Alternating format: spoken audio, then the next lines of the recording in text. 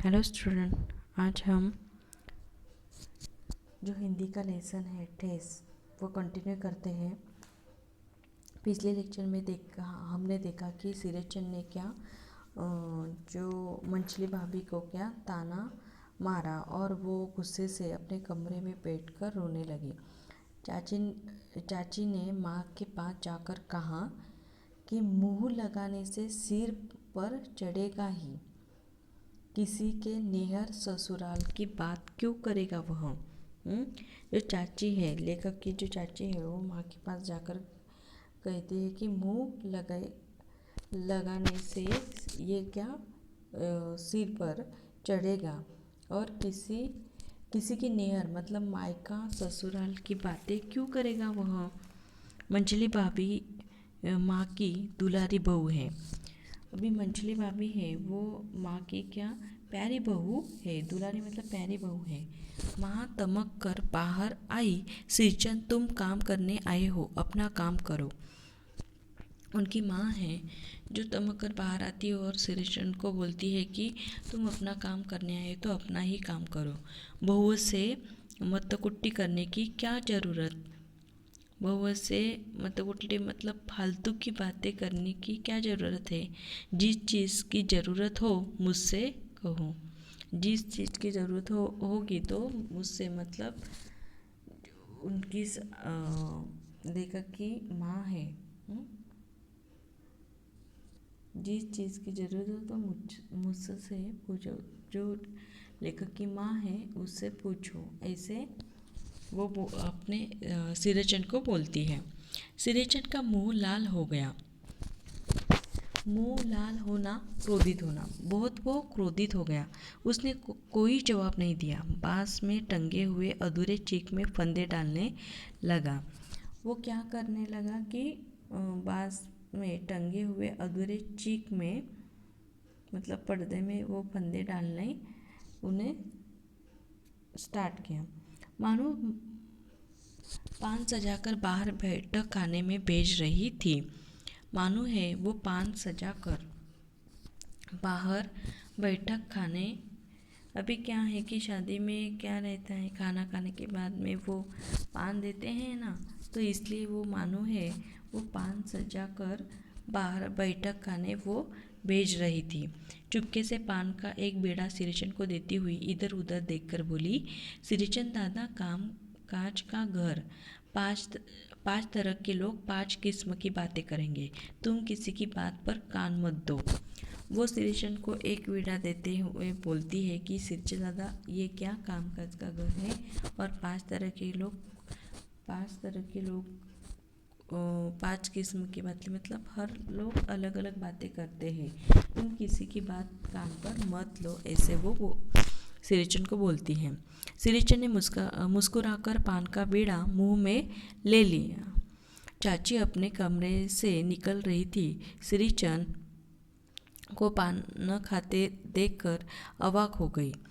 सिरचंद जब मानो बोलती है सिरचंद को तो वो मुस्कुराता हुआ पान का बीड़ा है वो मुंह में लेता है और चाची है वो अपने कमरे से निकल रही थी तो सिरचंद को पान खाते देखकर वो अवाक मतलब वो गुस्सा हो गई। सिरचंद ने चाची को अपनी ओर अचरज से घूरते देखकर कहा, छोटी चाची, ज़रा अपनी डिबिया का काम को हुआ दर्जा खिलाना, बहुत दिन हुए। अभी सिरचंद है वो बोलता है कि छोटी चाची।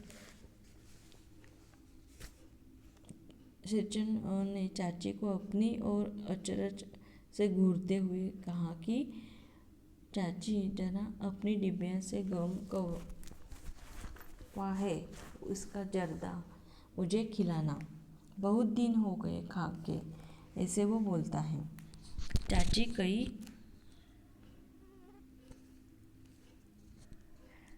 कई कारणों से जली भुनी रहती थी सिरचंद से। जो काकी है वो कई कारणों से क्या गुस्सा रहती थी, जली भुनी वो रहती थी। गुस्सा उतारने का ऐसा मौका फिर नहीं मिल सकता। उसे क्या चाची का गुस्सा उतारने का था, इसलिए वो मौका ये नहीं आएगा, इसलिए वो उसको मना रहा है। जनकती हुई बोली, तुम्हारी बढ़ी हुई जीभ में आग लगे। वो क्या जनकती हुई बोलती है कि तुम्हारी बढ़ी हुई जीभ में आग लगे। घर में भी पान और गम कौवा जर्दा खाते हो। वो बोलती है कि घर में भी पान और गम कौवा जर्दा खाते हो, चटोर कहीं के। ऐसे वो उससे बोलती है। मेरा कलेजा धड़क उठा, हो गया सत्यानाश। लेखक का कलेजा, अभी के चाची ने इतना सारा कुछ सिरेचन को बोल दिया, तो सिरेचन काम करेगा कि नहीं करेगा, इसलिए लेखक का कलेजा धड़क उठा और हो गया सत्यानाश, ऐसे वो बोले। बस सिरेचन की उंगलियों में सुतली के फंदे पड़ गए। मानो कुछ देर तक वह चुपचाप बैठा, पान को मुंह में घुलाता रहा, फिर अचानक उठकर पिछवाड़े पीक थूक आया।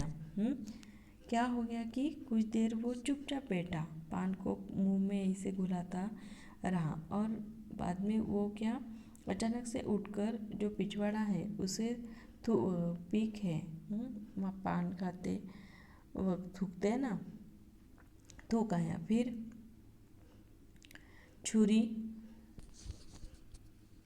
अपनी छुरी हंसियाँ वगैरह समेट संभाल कर झोले में रखे।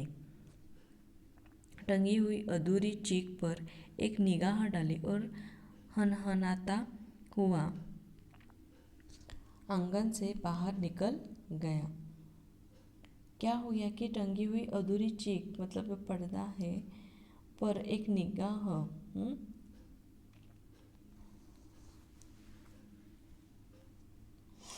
निगाह मतलब आंखें डाली और हनहनाता हुआ आंगन से वो बाहर निकल गया। मानो कुछ नहीं बोली, चुपचाप अधूरी चीख को देखती रही। सातों तारे मंद पड़ गए। अभी मानो को कुछ नहीं बोली, वो चुपचाप अधूरी ही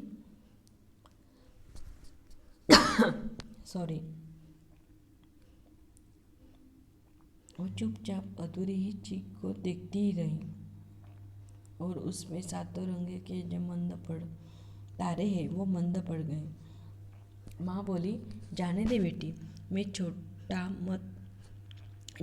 मत कर मानो, मेले से खरीद कर भेज दूंगी। उनकी माँ है, मानो की माँ है, वो बोलती है कि जाने दे बेटी जी, तू छोटा मत कर, और मेले में जो पर्दे आते हैं तब मैं भेज दूंगी। मैं सिरिचन को मनाने गया। लेखक है जो सिरिचन को मनाने के लिए गए। देखा एक फटी हुई शीतल पाटी पर लेटकर वह कुछ सोच रहा है। एक फटी हुई शीतल पाटी मतलब चटाई पर लेटकर वह कुछ सोच रहा था। मुझे देखते ही बोला, बउआ जी अब नहीं, कान पकड़ता हूँ, अब नहीं। मोहर छपवाली धोती लेकर क्या करूँगा, कौन पहनेगा। अभी क्या है, वो ऐसे ही लेटकर लेखक को बोलता है कि बउआ जी अब नहीं, अब मैं काम नहीं करूँगा, कान पकड़ता हूँ, अब नहीं। मोहर छपवाली मतलब जो ब्रांडेड धोती लेकर मैं क्या करूँगा और कौन पहनेगा। असुरी खुद मरी